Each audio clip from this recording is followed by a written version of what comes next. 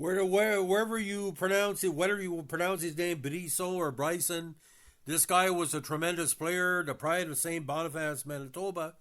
Did play with the Montreal Canes for a short while, but best known for his great seasons in the Western Hockey League, where he won a big title with the San Francisco Seals.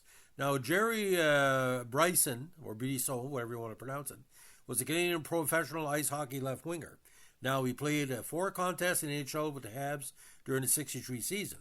The rest of his career, which lasted from 57 to 70, was spent in the minor leagues. He was born in St. Boniface, but passed away at his home in Mesa, Arizona on January 16th, 2023.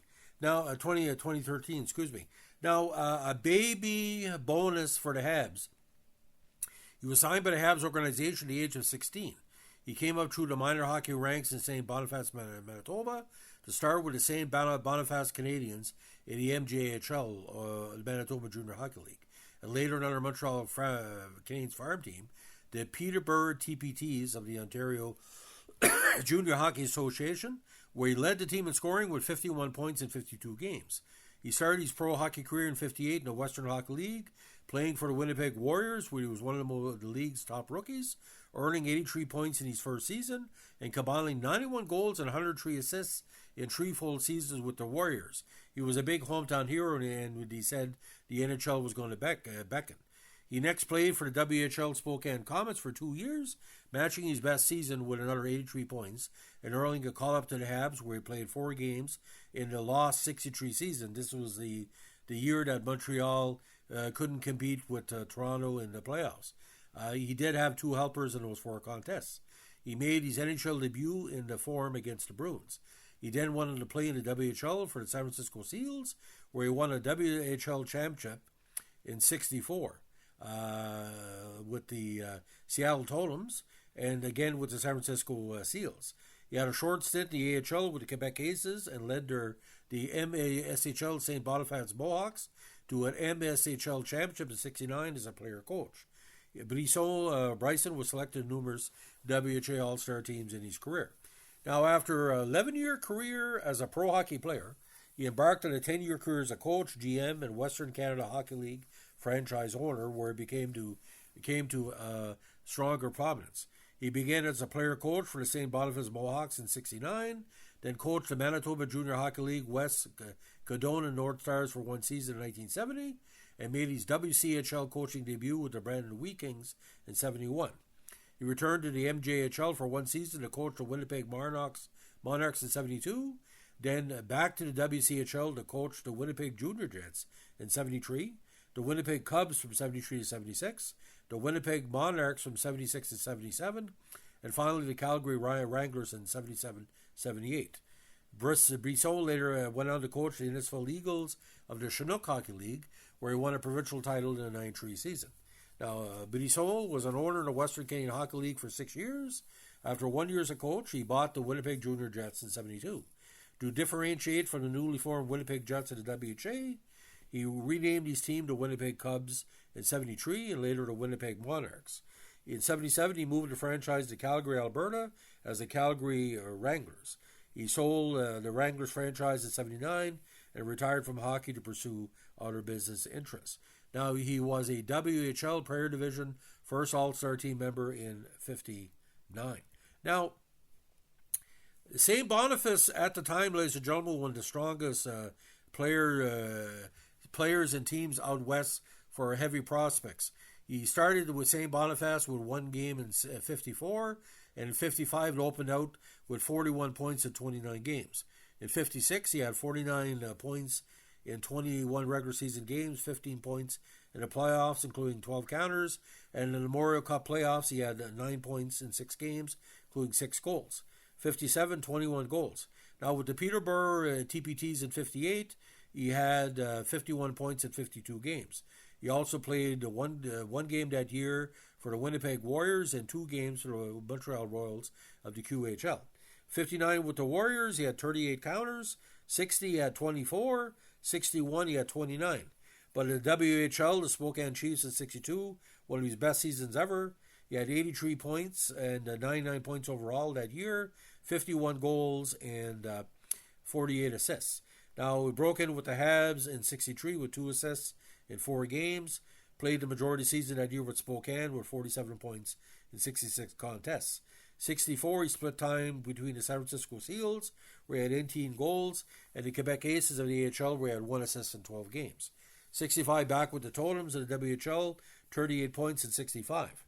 66 with the Seals, he had 22 counters.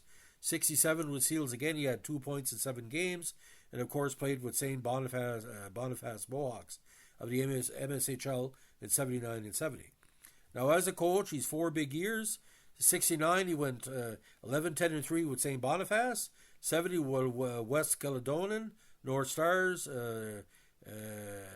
12, 18, and 4. Winnipeg Monarchs in 77, 31, 34, and 7. Lost in round 2 of the playoffs. And 78 with the Calgary Wranglers, 18, 40, and 4.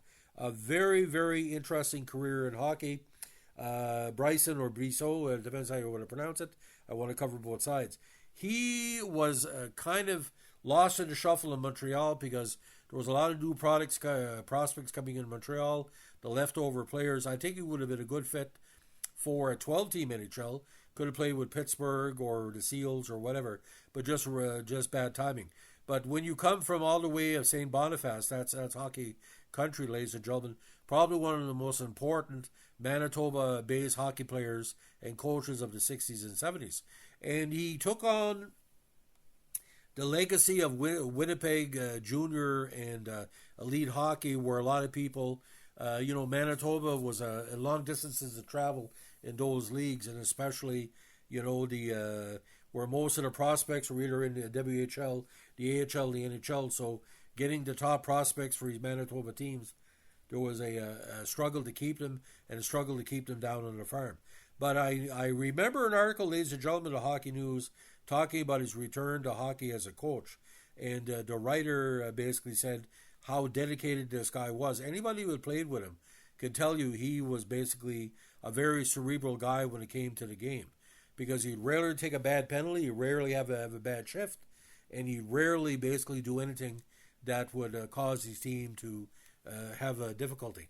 Now, the idea about St. Boniface, especially that 56 Memorial Cup run, that's one of the best Manitoba-based teams of the late 1950s, and he was a part of that.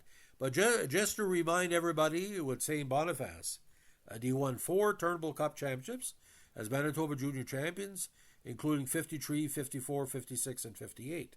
Franchise was founded in 35 and moved from Winnipeg to St. Boniface in 52. It had previously played as Woodhaven Maple Leafs, the St. James Canadiens, the St. James Orioles, and the Winnipeg Canadiens. It won the Abbott Cup as Western Canadian champions in 53 by defeating the Lethbridge Native Sons. They played the 53 Memorial Cup final against the Barrie Flyers, losing the best of 7 in 6 games. The 53 Canadians were eventually inducted in the Manitoba Hockey Hall of Fame in the team category. Now, the Canadians became the Winnipeg Warriors from 64 to 66. Now, during the summer of 67, Community Minded Sports Group purchased the Winnipeg Warriors for Ben Hatskin, after which the team became known as the Caledonian North Stars. And again, the record in the 1950s, ladies and gentlemen, was just tremendous. That 54 team, 31, 3, and 2. The 56 team, 23, 15, and 7. And the 58 team, 17, 11, and 2. But the second league and won the league. NHL alumni included Teddy Green, John Gauthier, Andy Heberton, Howie Hughes, Teddy Irvin, and Gerry as well, and Bill Masterson too, and Cliff Pennington, and the great Ab McDonald. So what a team, what a player, and what a career in hockey. So if you like what we're doing with our profiles of Manitoba elite hockey players of the great era of the 50s and 60s, let us know in the like, comment, subscribe, or share.